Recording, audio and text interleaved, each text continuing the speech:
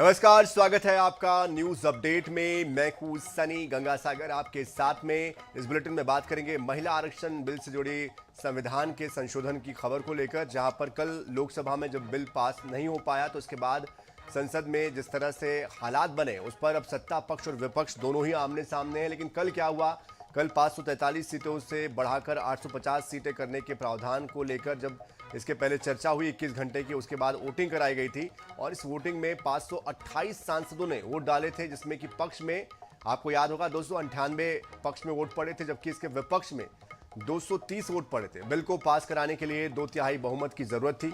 528 का 2/3 352 होता है और इस तरह से ये बिल पास नहीं हो पाया। 54 वोटों से ये बिल सदन में गिर गया।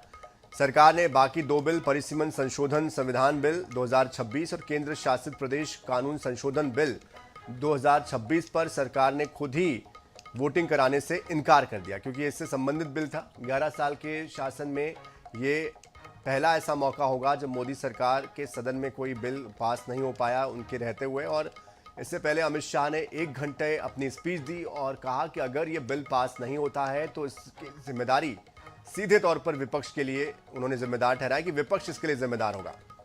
देश की महिलाएं सब कुछ देख रही है, उनकी राह का रोड़ा कौन बना हुआ है।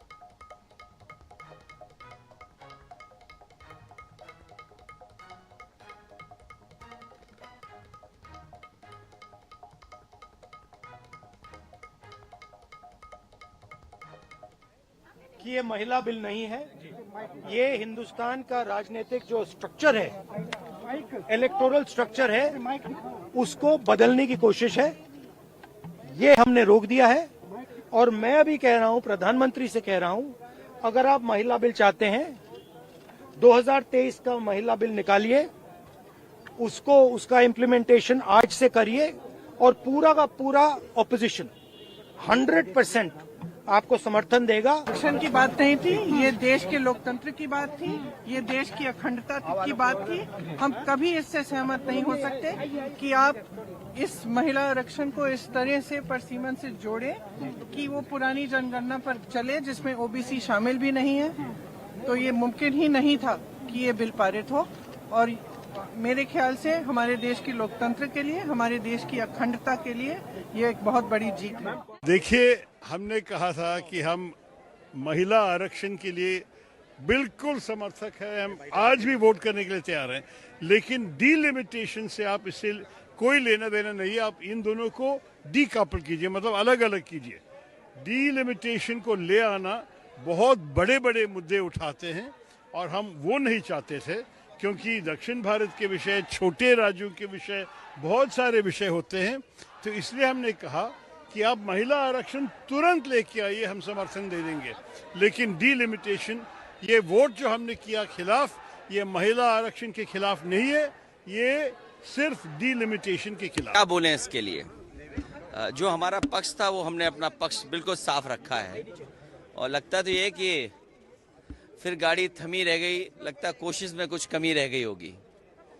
और हम महिला आरक्षण के पक्ष में हैं। महिलाओं को आरक्षण मिले, उनको सुरक्षा मिले, उनका सम्मान बढ़े, उनको स्थान मिले और लोकतंत्र में जो उनको स्थान मिलना चाहिए उसके पक्ष में है। ये पूरा वेल प्लान्ड है भारतीय जनता पार्टी द्वारा, क्योंकि वो जानते हैं कि समाजवादी पार्टी और सभी ऑपोजिशन पार्टीज ने मिलकर महिला आरक्षण बिल को 2023 में पास कराया था। लेकिन ये कहीं ना कहीं डीलिमिटेशन की एक्सरसाइज को ये लोग पूरे देश में लाना चाहते थे बिना जनगणना कराए, जो संविधान का प्रावधान है। और ये नहीं चाहते हैं कि देश संविधान से चले। जो समाजवादी पार्टी का और जो पूरा विपक्षी दल यही कह रहा है कि जो सत्ता दल है ये इतने मोह में, ये अपनी कुर्सी छोड़ना नहीं चाहते, और क्योंकि इनका जनाधार अब खिसकता जा रहा है। तो देखिए, सभी की प्रतिक्रियाएं आ रही है और इस बीच हमारे साथ हमारे संवाददाता मनोज नायक भी जुड़ चुके हैं, जो इस वक्त बीजेपी कार्यालय में मौजूद है। सीधे उनका रुख कर लेते हैं।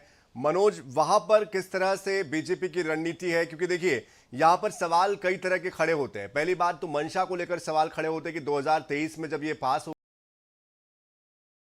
गया था तो उस वक्त लागू क्यों नहीं किया गया। उसके बाद सवाल इस बात पर खड़ा होता है कि भाई आपके पास पता है कि पहले से आपका जो एक संख्या बल है वो नहीं है, उसके बावजूद आप उसको सदन में लाते हैं। समय को लेकर भी कि भाई जब पता है कि चुनाव चल रहे हैं, पश्चिम बंगाल में, तमिलनाडु में इसका असर पड़ सकता है, और आप 30 महीने के बाद इसको ला रहे हैं, तो तमाम तरह के सवाल है। क्या प्रतिक्रिया है?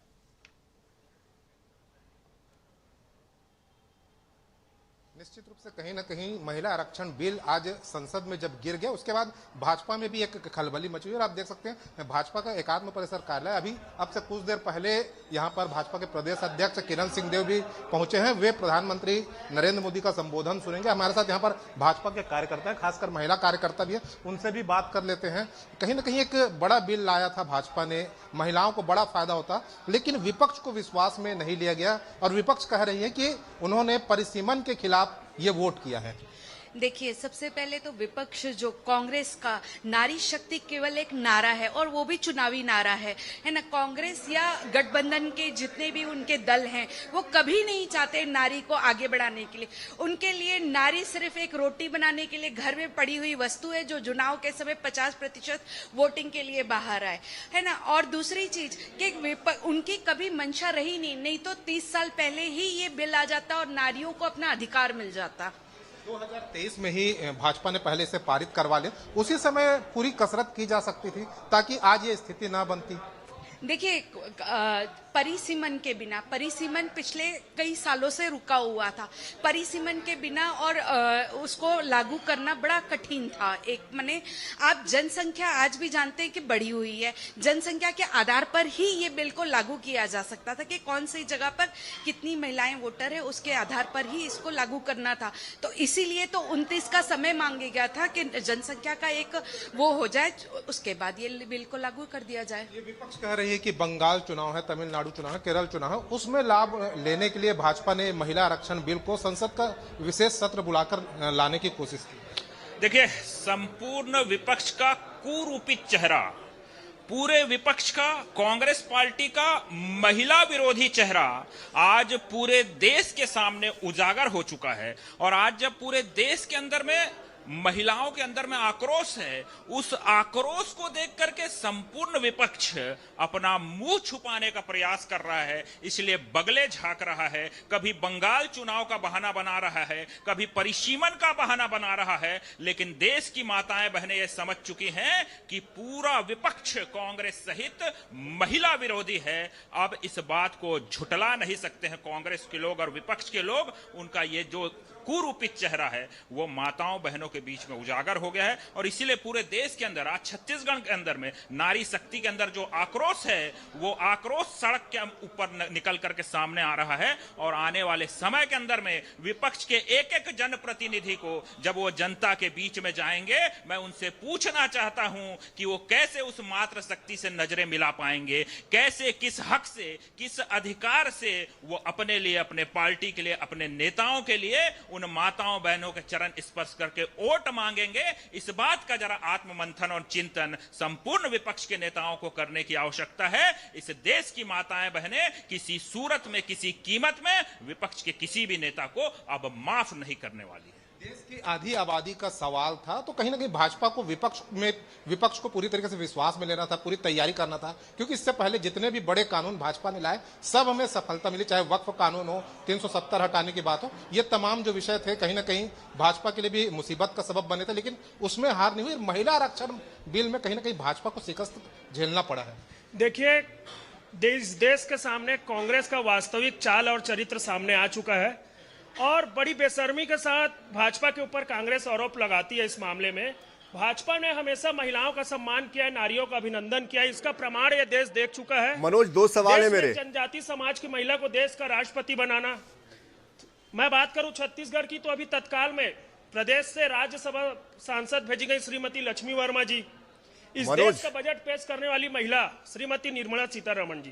तो ये देश की जनता जानती कि भाजपा शुरू से महिलाओं के सम्मान में, नारी के अभिनंदन में काम करती है, लेकिन कांग्रेस शुरू से महिलाओं के खिलाफ रही है। जी मनोज, सवाल मेरे बहुत ही महत्वपूर्ण सवाल है। पहला सवाल तो 2023 में ही जब 24 में चुनाव होने वाले थे लोकसभा के, 543 सीटों को लेकर क्यों नहीं महिला आरक्षण उस वक्त लागू किया गया?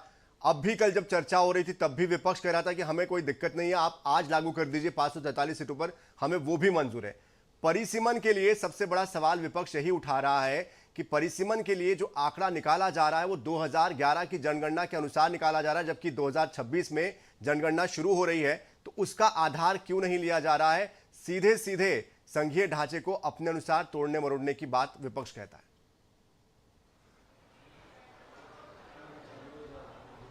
ये विपक्ष कह रहा है कि संघीय ढांचा को तोड़ने की कोशिश कर रही है भाजपा। 2023 में ही जब कानून लाया गया था उसी समय क्यों लागू नहीं करवाया गया, इसके अलावा बात कर लेते हैं तो कहीं ना कहीं जो है जो परिसीमन की बात कही जा रही है 2011 के अनुसार क्यों कर रहे हैं, 2026 के अनुसार क्यों नहीं कर रहे हैं। देखिए, कोई भी चीज के लिए कांग्रेस हमेशा आरोप प्रत्यारोप के दौर में घुस जाती है। उन्हें ये लागू नहीं करना था, उन्होंने ये संसद में दिखा दिया है कि उनकी नीयत और बोली में फर्क था। और आज भी अगर वो चाहते तो वो समर्थन देकर इसको लागू करवा सकते थे और परिसीमन भी हो जाता और सब कुछ हो जाता। लेकिन कांग्रेस की कभी नीयत नहीं रही कि महिलाओं को उनका अधिकार दिया जाए, उनको आगे लाया जाए। शोषण की राजनीति हमेशा कांग्रेस में की गई है, चाहे वो कोई भी क्षेत्र में देख लीजिए। आज कहीं ना कहीं कांग्रेस ये नहीं चाहती थी, इसीलिए उन्होंने समर्थन नहीं दिया। कहीं ना कहीं जो है बात परिसीमन की हो रही है तो कह रही है विपक्ष जो कह रहा है कि जो दक्षिण भारत राज्य है वहां नुकसान होगा वहां की जो सरकारों को, और साथ ही साथ जो है केंद्र शासित प्रदेश वहां पर भाजपा को लाभ होगा। देखिए, भाजपा को जो लाभ होना है वो निश्चित रूप से होगा। जो महिलाओं का सम्मान करेगा, इस देश में इतनी बड़ी आबादी महिलाओं की है तो कांग्रेस को समझना चाहिए देश में अगर हम नारियों का अभिनंदन करेंगे, महिलाओं का सम्मान करेगा, उस पार्टी को निश्चित रूप से लाभ होगा। चलिए मनोज, 30 महीने के बाद महिलाओं की याद क्यों आ रही है, इस पर भी हम बात करेंगे, जानेंगे कि 30 महीने के बाद ही क्यों महिलाओं का सम्मान याद आ रहा है। लेकिन इस बीच हमारे साथ जबलपुर से हमारे साथी संजय जी जुड़ चुके हैं, जरा उनका रुख कर लेते हैं। संजय जी, कहां पर आप मौजूद हैं, जरा जानने की समझने की कोशिश कीजिए कि भाई ये 30 महीने के बाद एकाएक इतनी जल्दबाजी क्यों की जा रही है, और ये जो निकालने का फॉर्मूला है महिला आरक्षण निकालने का 543 पर दे देते, आपको देना ही था, आपकी मंशा इतनी साफ थी तो 2023 में दे देते, अभी आने वाले चुनाव में आप दे देते, विपक्ष तो तैयार बैठा हुआ था। तो ये दिक्कत कहां पर आकर रुक रही है, और ये एकाएक इतनी जल्दबाजी क्यों, परिसीमन के लिए 2011 का क्यों साल रखा जा रहा है, 2026 क्यों नहीं, 2026 में तो बल्कि ताजा आंकड़े आ जाते हैं, स्थितियां पूरी स्पष्ट हो जाती, ट्रांसपेरेंट हो जाती चीजें। सनी, बात करेंगे जिस प्रकार से ये बिल गिरा है उसकी संभावना जो है विपक्ष पहले भी कह चुका था, और उसकी संभावना विपक्ष ने जिस प्रकार की बातें की हैं उसको लेके हम अभी मौजूद है जबलपुर भाजपा कार्यालय में। वो देख सकते हैं हमारे साथ रूपा राव जो कि नगर अध्यक्ष हैं, भाजपा की प्रवक्ता है अहुलावाली में, और साथ में पंकज दुबे जो कि उपाध्यक्ष हैं, रंजीत पटेल हैं, साथ में मैम है, पूजा जी हैं। तो ये तमाम लोग हैं, हम उनसे ही समझने का प्रयास करेंगे। और सबसे पहले तो हम हमारी जो प्रवक्ता हैं उनसे जानने समझने का प्रयास करेंगे। मैम, जिस प्रकार से विपक्ष आरोप लगा रहा है कि आप 543 में अगर देना था तो 30 महिला आरक्षण देना तो 30 महीने का इंतजार क्यों किया? देखिए, विपक्ष के जितने भी आरोप हैं वो कितने बेबुनियाद हैं उनकी मंशा से सिद्ध होते हैं। आज विपक्ष का जो कृत है, कांग्रेस, डीएमके, टीएमसी और समाजवादी, ये महिला विरोधी गठबंधन ने ये सिद्ध कर दिया कि वर्षों से जो इनकी मानसिकता जो प्रबल होते आ रही थी, महिला विरोधी और देश विरोधी, उन्होंने उस पर ये पूरा जो कृत किया है वो 70 करोड़ की आबादी उसका नतीजा भुगतने वाली है। यानी कि महिलाओं का जो नेतृत्व की क्षमता है, महिलाओं ने जो संसद या विधानसभा में जाकर इस देश के जनप्रतिनिधि होने का एक अवसर मिल रहा था, उसको छीना है। और अब जो ये बेबुनियाद आरोप लगा रहे हैं, देखिए हमारे देश में भी कोविड था, हम कुछ समय के कारण उस समय हम कुछ की बात की जाती है। सबसे बड़ी बात विपक्ष की जो सवाल आ रहा है, विपक्ष यही कह रहा है कि 2011 का जनगणना का आधार क्यों लिया जा रहा है, 2026 चल रहा है, 2026 का लो, इस प्रकार की बातें भी विपक्ष कह रहा है। देखिए, उनके पास तो कोई काम है नहीं, है ना, और काम नहीं रहता है तो इंसान पागल होता है और वो कुछ बड़बड़ करता है।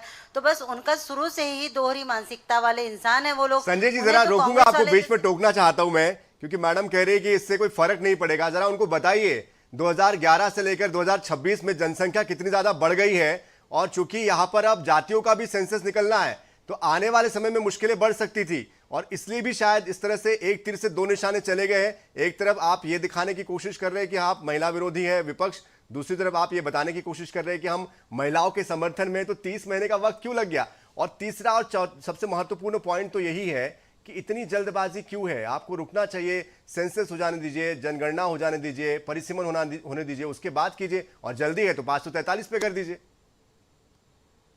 निश्चित ही हम बात करेंगे जो कि उपाध्यक्ष हैं पंकज दुबे, आपसे हम समझना चाहेंगे कि आखिर इतनी जल्दबाजी क्यों है। अगर रुकना करना है तो 543 पे कर दीजिए जिस प्रकार से विपक्ष कह रहा है, या फिर 2026 कह रहा है तो जनगणना हो जाने दीजिए, उसके बाद कर लीजिए, क्योंकि चुनाव में तो अभी वक्त है। बात चुनाव की नहीं है, बात देश के विकास में उस भागीदारी की है जो कि हमारी मातृशक्ति के रूप में देश की आबादी का आधा हिस्सा है। जब जहाँ पर विधायिका जो हमारे कानून बनाती है, जो हमारे देश के विकास में महत्वपूर्ण भूमिका निभाती है, जब वहाँ पे आरक्षण देने की बात आई तो कांग्रेस और उसके सहयोगी दलों ने अपनी उस कुंठित मानसिकता, जो कि इतने साल शासन करने के बाद भी महिलाओं के उनके राज्य में क्या स्थिति थी, उसका कारण उनकी यही मानसिकता रही है कि जब भी कोई भारतीय जनता पार्टी और उसके सहयोगी दल कोई अच्छा विधेयक या सदन में लेके आते हैं जिससे कि देश के ऊपर एक सकारात्मक माहौल का निर्माण होता है, उसका विरोध करना है इनकी सकारात्मक माहौल की बात कर रहे हैं। लेकिन ये जो विपक्ष सवाल उठा रहा है कि चुनाव के समय ही क्यों, क्योंकि 30 महीने पहले जब लोकसभा के चुनाव थे उस समय आप महिला आरक्षण लेके आए थे, उसके बावजूद अब चूंकि फिर पश्चिम बंगाल तमिलनाडु में चुनाव है, इस समय ये बिल लेके आए। देखिए, खिसियानी बिल्ली खंबा नोचे। कांग्रेस के पास मोदी जी के हर निर्णय के लिए सिर्फ एक ही रटा रटाया है कि देश में चुनाव आ गए। सर्जिकल स्ट्राइक हुई तब उनको देश में चुनाव नजर आता है। जब हमारे देश के प्रधानमंत्री अयोध्या में रामलला को विराजमान कराते हैं तो उन्हें देश में चुनाव नजर आते हैं। लगातार कांग्रेस एक कुंठित मानसिकता से ग्रसित है और उनका जो नेतृत्व है राहुल गांधी, वो आप सब पूरा देश जानता है और इस देश की महिला जानती है, हमारी माताएं बहनें जानती हैं कि किस तरह से उन्होंने जो कल किया है उसको महिलाएं, हमारी वो माताएं बहनें माफ़ करने वाले नहीं हैं। यह जो कानून था वो सिर्फ एक कानून नहीं था, हमारी देश की मातृशक्ति। लेकिन यहाँ पर एक बात, सबसे बड़ी बात जो सामने आई है कि 2023 में ऑलरेडी जो है महिला बिल पारित हो चुका है। ये 3 संशोधन लाने की जरूरत क्या थी? जरूरत इसलिए है कि अगर हम ये संशोधन लाते हैं, हम समय का सदुपयोग करते हैं और समय के सदुपयोग में ही हमको परिणाम अच्छे मिलते हैं। 2029 के चुनाव में इनका उपयोग हो जाएगा, वरना हम और लेट होंगे। समय ऑलरेडी कुछ गवा चुके हैं क्योंकि वैश्विक महामारी जो थी उसने किसी को काम नहीं करने दिया। पर ये कांग्रेस की मानसिकता है। अभी भी हमने उल्लेख किया है। संजय जी, छोटा सा सवाल जोड़ दीजिए साथ में। भाई, आपको तो पता था कि संख्या बल के अनुसार आप मजबूत नहीं है, लेकिन आपने फिर भी उसको चुन लिया, उस वक्त को चुन लिया जब आपको पता था कि विपक्ष इसमें आपका साथ नहीं देगा। और परिसीमन जिस तरह का मामला है, जाहिर सी बात है परिसीमन होने में एक वक्त लगेगा। संदेश तो चुनाव के लिए ही था। निश्चित ही हम बात करेंगे, आपसे एक चीज समझने का प्रयास करेंगे। ये जो चुनाव की बात है, आपने ठीक संख्या बल सदन के अंदर आपको मालूम था संख्या बल जो है वो आपके पास नहीं है। 2/3 बहुमत से पास होना था, आप इस समय ये लेके आए, क्या वजह लगती है? क्योंकि आपको मालूम था कहीं चुनावी फायदा। भारतीय जनता पार्टी के लिए ये वोट बैंक पॉलिटिक्स नहीं है, ये हम बात स्पष्ट कर चुके हैं। प्रधानमंत्री ने सबको निवेदन किया है कि दलगत राजनीति से ऊपर उठिए, इसका समर्थन करिए, ये देश के हित के लिए है। देश को जब हम विकास की पटरी पर लेके जा रहे हैं, विकसित भारत की परिकल्पना कर रहे हैं, तो यदि वो भागदौड़ महिलाओं के हाथ में होगी, हम सुनिश्चित करेंगे कि महिलाओं की आत्मनिर्भरता, उनके स्वावलंबन, उनके सम्मान और उनका जो भागीदारी है वो नीति और निर्माण में हमारे योग्य काम आएगा। तो जब इतना निवेदन भारतीय जनता पार्टी के मुझे लगता है कार्यकर्ता होने के नाते, इस पूरे 140 करोड़ की जनसंख्या परिवार के मुखिया होने के नाते प्रधानमंत्री जी ने बार बार किया है, आपको नहीं निवेदन किया है। विपक्ष तो लेकिन सवाल उठाता रहा है। विपक्ष का जब आप मालूम थी ये पूरी परिस्थितियां बनने वाली है, क्या लगता है क्यों नहीं इसको रोक दिया गया? क्यों नहीं जनगणना का समय दिया गया कि जनगणना हो जाए उसके बाद ये बिल लागू किए जाएं? देखिए, जैसा कि अभी पहले भी मैंने कहा कि विपक्ष जो है कांग्रेस और समाजवादी पार्टी, उनके पास कुछ काम नहीं है। वो लोग सिर्फ अपने परिवार के बारे में सोचते हैं। वो सामने दिखाते हैं महिला महिला महिला, लेकिन पीठ पीछे वो लोग हमेशा चूरा भोंकने का ही काम करते हैं। उन्हें ऐसा लगता है कि सिर्फ उनके घर की महिलाएं, जैसे अखिलेश जी हैं, उनको अपनी बीवी को आगे लाना है। अब राहुल जी हैं, उन्हें अपनी बहन को और अपनी मम्मी को आगे लाना है। बाकी सारे लोग कहीं भी जाएं, उनको इससे मतलब नहीं है। तो ये स्वार्थ की राजनीति चलिए, है। कुल मिलाकर महिलाएं हमेशा वोट बैंक रही है, चाहे वो सत्ता पक्ष हो या विपक्ष हो, क्योंकि 12 साल से सत्ता में तो मोदी सरकार भी, तो ऐसे में सवाल तो ये भी बनता है कि 12 साल से आप लोगों ने क्यों नहीं लाया जब वो लोग नहीं ला पाए। तो बहरहाल इस पर हम जितनी बात करें शायद उतनी कम है, लेकिन तकनीकी पहलू को समझना बहुत जरूरी है और ये हमारे भविष्य के लिए बहुत ज्यादा मैटर करता है, मायने रखता है। इसका सीधा सीधा असर जो है वो आने वाले समय में जो योजनाएं बनेगी उस पर पड़ने वाला है। बहरहाल बहुत शुक्रिया हमारे साथ जुड़ने के लिए संजय जी, आपका भी, मनोज नायक आपका भी। तो देखिए जरा इसको तकनीकी तौर पर अगर आप समझते हैं तो ये जो डिलिमिटेशन जिसको हम कहते हैं, जिसको परिसीमन कहा जाता है, ये 1971 में हुआ था, आखिरी बार हुआ था 2001 में। इसका मतलब ये होता है कि आपकी जो जनगणना है उसके बाद इसको किया जाता है, ताकि जनगणना के अनुसार एक खाका खींचा जा सके, एक एग्जैक्ट आंकड़ा, सही आंकड़ा आपके सामने आ सके कि इतनी महिलाएं SC ST की है, इतनी OBC की है, इतनी संख्या में इजाफा हुआ है, और उसके बाद जाकर एक सही फ्रेमवर्क बन पाएगा कि कहां पर हमें क्या देना है, कितना देना है। और जिस तरह से हमने 2011 का सेंसस देखा था, जो उसके बाद 2021 में होना था, जो नहीं हो पाया, तो अब हम 2011 के सेंसस पर आने वाले समय के लिए अगर आरक्षण देते हैं तो सोचने वाली बात है। बहरहाल आने वाले समय में 23 और 26 तारीख को, 23 और 29 तारीख को बंगाल में भी चुनाव है और इसको लेकर भी इस पर बहुत सी बातें हो रही है। लेकिन अक्सर हमने ये देखा है कि महिलाओं का जो इस्तेमाल है वो वोट बैंक की तरह हर बार होता रहा है, चाहे सत्ता पक्ष हो या फिर विपक्ष हो। मंशा को लेकर कहीं ना कहीं सवाल जरूर खड़े होते हैं। बहरहाल ये निर्णय आप पर छोड़ते हैं कि आप इसको कैसे देखते हैं। लेकिन इसी के साथ न्यूज अपडेट में इतना ही। ताजा खबरों के लिए, अपडेट्स के लिए आप बने रहिए iNews 24/7 के साथ। नमस्कार।